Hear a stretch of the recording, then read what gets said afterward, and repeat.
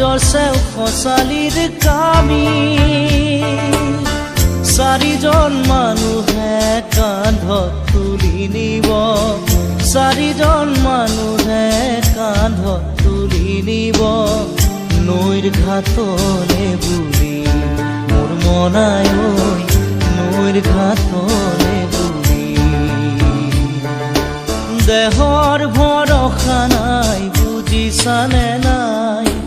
দেহৰ ভৰসা নাই বুজিছানে নাই আজি হাঁহি আছো ক'বতো নোৱাৰো আজি হাঁহি আছো